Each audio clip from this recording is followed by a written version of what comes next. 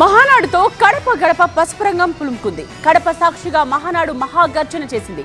మహానాడు సాక్షిగా dialogue dynamites తో రాజకీయ ప్రత్యర్థులకు దుమ్ము దులిపేశారు ఏపీ సీఎం చంద్రబాబు.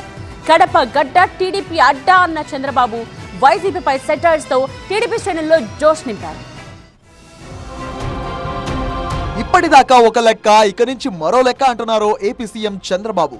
చరిత్ర సృష్టించాలన్న టీడీపీనే, దాన్ని తిరగ రాయాలన్న టీడీపీనే అన్నారు ఆయన.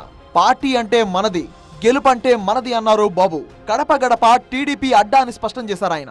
అందరూ అనుకున్నారు కడపలో మహానాడా అని. నాకు నమ్మకం ఉంది, కడప తెలుగుదేశం పార్టీ అడ్డా అది నిరూపించడానికే ఇక్కడ పెట్టాం. రాజకీయ పార్టీ ఎలా ఉండాలో చూడాలంటే టీడీపీని చూడాలని, ఎలా ఉండకూడదో తెలియాలంటే వైసీపీని చూడాలని సెటైర్లు వేశారు చంద్రబాబు. అది మనకు అర్థమైంది, వైసీపీకి అర్థం కావట్లేదు కాదు కూడా అన్నారు సీఎం చంద్రబాబు. పార్టీ ఎలా ఉండాలో, పాలన ఎలా ఉండాలో చెప్పడంలో తెలుగుదేశం పార్టీ ప్రస్థానం ఒక కేస్ స్టడీ. పాలకులు ఎలా ఉండకూడదు, పార్టీ ఎలా నలపకూడదు ప్రపంచంలోనే ఒక కేస్ స్టడీ వైఎస్ఆర్ పార్టీ అని చెప్పి కూడా నేను మీకు తెలియజేస్తున్నా. 2024 ఎన్నికల్లో ఉమ్మడి కడప జిల్లాలో 10 అసెంబ్లీ సీట్లకు 7 గెలిచామని, 2029లో 10కి 10 సాధిస్తామన్నారు చంద్రబాబు. తమ్ముళ్ళు ఇప్పుడు నుంచి కష్టపడితే 2029లో 10కి 10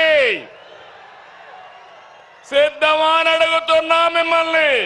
వైనాట్లు, గొడ్డలి పోట్లు అనేది మన రాజకీయం కానే కాదు. ఈ క్యాడర్ చూస్తే వైసీపీ అడ్రస్ గల్లంతే అన్నారు సీఎం.